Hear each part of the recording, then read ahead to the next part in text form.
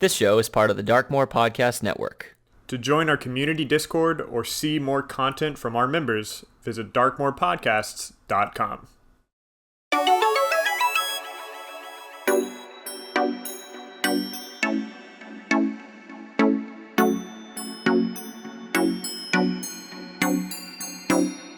Hello, everyone, and welcome to Dragon Mind, the TTRPG podcast where we discover our best selves through gaming. As we wait for SRD 5.2, we're going to look at the latest D&D Unearthed Arcana, Eberron Updates, which iterates on the updated Artificer base class we got back in December, introduces the Cartographer subclass, and previews a redesign for Dragon Marks.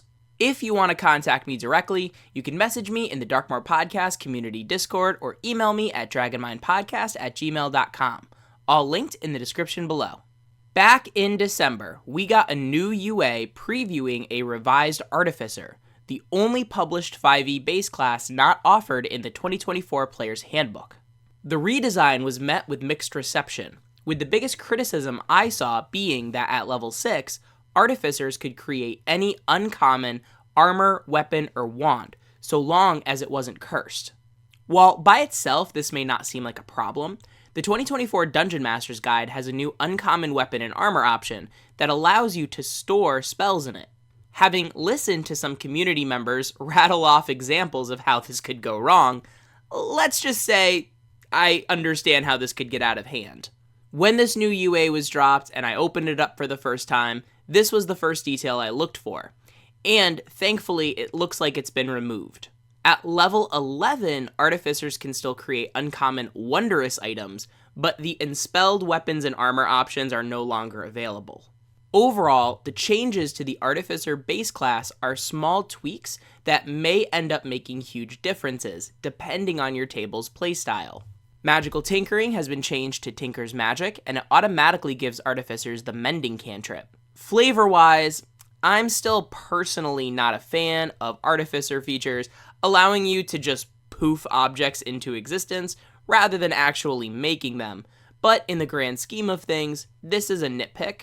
It's an easy enough thing to reflavor if it really bothers you in your table. Another tweak, significant for battlesmiths, is that wands or weapons created by replicate magic item now also count as spellcasting focuses. I've got to admit, spellcasting focuses aren't something I frequently track. I am a believer in tracking a free hand for somatic components, but I'm a little more lax when it comes to tracking focuses, especially in the case of the Battlesmith where an oversight would interrupt the class's core gameplay loop. Anyway, one way or another, I think it's good that it's in writing. The last noteworthy change is that Soul of Artifice, which in the December UA allowed you to disintegrate certain attuned magic items to cheat death, now allows you to disintegrate multiple items at the same time to regain even more hit points. Now for this, I do like the visual. It's like in Mobile Suit Gundam, when an enemy slips an attack and is able to aim toward the cockpit. And out of desperation, the targeted pilot throws one of their mobile suit's limbs in the way, sacrificing part of their machine to save their life. I'm just not sure how effective it is to sacrifice all of your gear to get 120 hit points back, especially since equipping more magic items that you've made is the whole point of an Artificer. Also with Soul of Artifice, Magical Guidance, which in the last UA offered a passive D6 bonus to ability checks, now allows you to keep your use of Flash of Genius if it didn't help you turn a failure into a success. In his review of the UA, Treant Monk mentioned that in games he's a part of, the DC of failed checks and saves is transparent. So because Flash of Genius offers a static bonus, he knows right away if it'll help or not. In my experience, games that I'm a part of, DCs are usually hidden unless they get discovered. Many GMs I play with use custom monsters, and so when we roll a saving throw, we only know if we succeeded or failed. Sometimes, if we roll the exact number, the GM will tell us, but it's not something we know right away. My guess is that the designers also tend to play this way, which is why the revised magical guidance reads like this. But that's just speculation. My overall feelings of the new Artificer base class is the same as the other iterations I saw. Overall, I think it's neat. I never really had a lot of players drawn to Artificer, so my practical experience with it is fairly limited. If you feel strongly about the Artificer revision one way or another, let me know in the comments below. The big headline for this UA is the new playtest Artificer subclass, the Cartographer, a magical navigator and scout. As someone who often finds themselves playing support, this subclass is very cool. Diving into it, it gets proficiencies with calligraphy and cartographer's tools, and only requires half the time to create spell scrolls, which I know will make Pack Tactics happy. The cartographer's spell list is also pretty great, with standouts to me being Fairy Fire, Guiding Bolt, Healing Word, and Freedom of Movement. Of course, its signature feature is Adventurer's Atlas. At the end of a long rest, the cartographer can make maps for at least 2 creatures, one of which can be itself, up to a maximum equal to their intelligence modifier. These are essentially Marauders maps, like from Harry Potter. While carrying a map, each map holder knows the location of the other map holders, and can target them with spells and effects even if they can't see them. I recall a boss fight I ran, which I don't look back on particularly fondly from a design perspective, where at the very beginning one of the characters ended up getting swallowed. The rest of the party ended up being unable to help because they couldn't establish a line of sight. I can see how targeting them could be really helpful, especially with Healing Word as a first level spell. Also, each map holder gets a bonus D4 to initiative rolls, and after experiencing firsthand how much monster initiative has been boosted in the new monster manual, I'm learning to respect any sort of feature that increases player initiative more and more. The 4th feature gained at 3rd level is Scouting Gadgets. The more boring benefit is that cartographers can cast Fairy Fire without a spell slot a number of times equal to intelligence modifier per long rest. More interestingly, they can expend half of their movement to teleport 10 feet. I've seen comments talking about how this is a natural disengage, but more interestingly, I love how this creates some natural possibility for 3-dimensional movement. I run my combats with minis in a grid, and I'm always looking for ways to make the most of the physical space the player characters are fighting in. This gets expanded at 5th level with Portal Jump, which is a 60-foot bonus action teleport that can be used up to intelligence modifier number of times per long rest. Alternatively, you save a use of it if you teleport 5 feet away from a map holder, although they lose their map when you do this. At 9th, Ingenious Movement lets you or a willing creature within 30 feet of you teleport as part of your use of Flash of Genius. And finally, Superior Atlas at 15th has a cheat death-like ability, or a map holder that's reduced to 0 hit points but not killed outright can destroy their map, teleporting to a space within 5 feet of the cartographer or another map holder, and instantly becomes stable. If you're a map holder, you can cast Find the Path for free once per long rest, and while one map exists, damage doesn't shake your concentration on spells. Now, I've learned to leave it up to the optimizers to determine how powerful this subclass is, but in my opinion, it's one of the most flavorful and mechanically intriguing subclasses I've read in a while. I'm a sucker for a good teleportation-focused character, and attaching this to the Artificer base class seems like a recipe for players to create inventive character personalities. I could also see myself having fun multi-classing this character, maybe with an arcane trickster rogue that uses the map mischievously. Overall, I give the cartographer an enthusiastic thumbs up.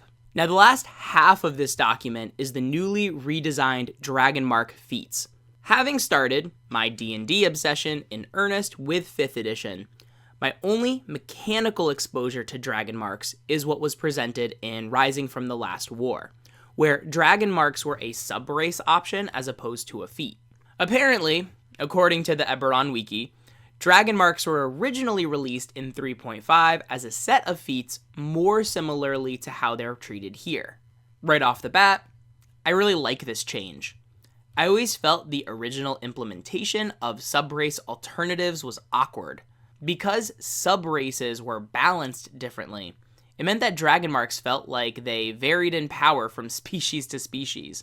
While this playtest iteration may be a little too loosey-goosey for some, like anyone having equal access to any of the dragon marks, I do think it does line up better with what Eberron's original designer, Keith Baker, has said on the matter. I don't see anything wrong with dragon marks being more common in certain species than others from a world-building perspective, as they are genetically linked to certain family bloodlines. But I think the subrace design was too restrictive on the other end of things.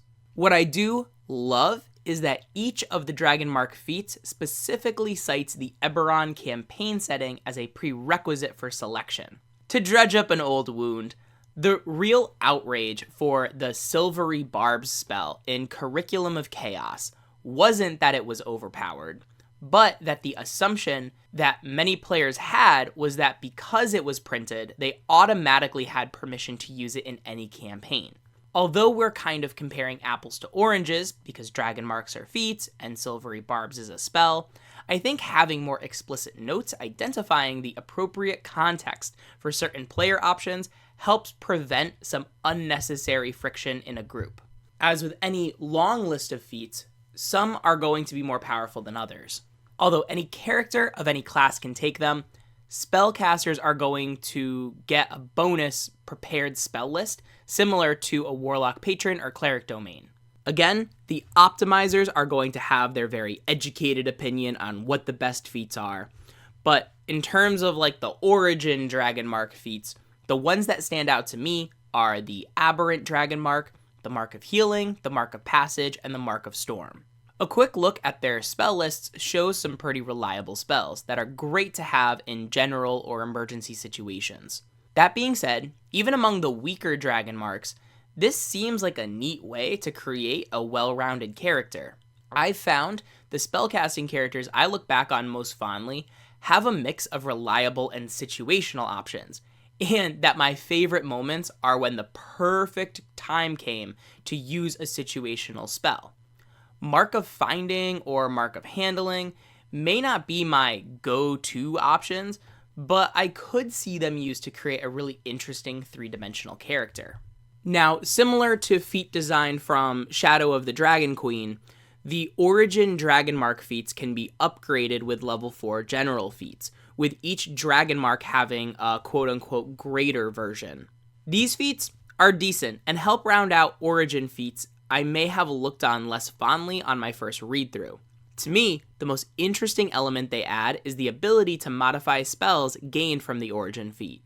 For example, Greater Mark of Detection allows you to modify your use of See Invisibility, granting you advantage on initiative and preventing enemies within 30 feet of you from getting advantage. As a reminder, initiative is more skewed in favor of monsters in this new version, so it's a welcome boost for characters that don't already have it.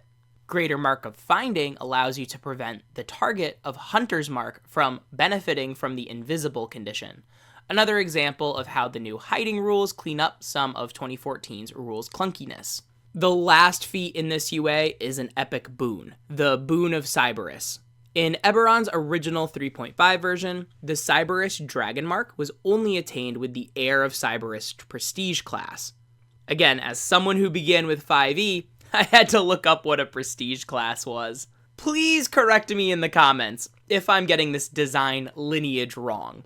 But from my brief research, Prestige classes were specialized classes in 3.5 that generally had to be pursued in order to unlock them. In many ways, 5e's current subclass system is in some ways a descendant of 3.5's Prestige classes. The thing I find interesting about Prestige classes, though, is that if they do represent some kind of specific power, perhaps they could be worked as feats or epic boons in the way that dragon marks are shown here. Again, to loop back to my point of dragon mark feats specifically requiring the Eberron campaign setting to use, I think more than anything, this UA demonstrates a mechanical approach that better embodies what this game can represent. In 2014, a character's species embodied both their physical and cultural traits. Elves had dark vision, which represented their anatomy, but also elf weapon training, which represented their culture, which may not be true depending on the setting. It's one of the reasons that Orcs, Drow, and Duragar aren't in the Monster Manual, but will have stat blocks in the Forgotten Realms setting box set. Thinking back on the racial feats in Xanathar's Guide to Everything, I think it'd be cool for settings to have origin feats that reflect these different cultures. If you're a dwarf raised among elves, it's cool to have certain traits that reflect your dwarf's anatomy, while also having elf weapon proficiency to symbolize your upbringing. Story-wise, Dragonmark feats function very similarly. They make a character designed for Eberron feel very rooted to the setting, and I encourage DMs that love developing their own homebrew worlds to develop their own origin feats that mechanically convey the various cultures of that world. Thank you so much for listening to today's episode. Dragonmind is a proud member of the Darkmoor Podcast Network. To discover more TTRPG content like this, visit darkmoorpodcasts.com. If you had any insights or questions, be sure to email us at dragonmindpodcast@gmail.com or post in our discussion channel in the Darkmoor Podcast community Discord, linked in the description below. Our theme song, J-Pop, is brought to you by Thesleyan Studios. You can check out more of their awesome work at thesleyanstudios.com. Have an awesome day, and remember, your story matters. Bye-bye now. Well, Grimton, Melinda and Ulrich are gone. We're in a new, unfamiliar land of Kolgafir. What's our first move?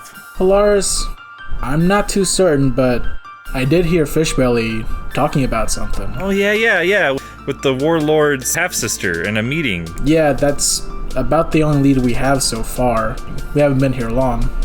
Might be worth checking out. Seems like a plan to me. Join us as our party explores an unforgiving region of the Cusp and allies with new party members in Arc 3 of Advantage, a 5th edition Dungeons & Dragons audio drama focused on storytelling and character development in the Darkmoor Podcast Network. Find us in your podcast app.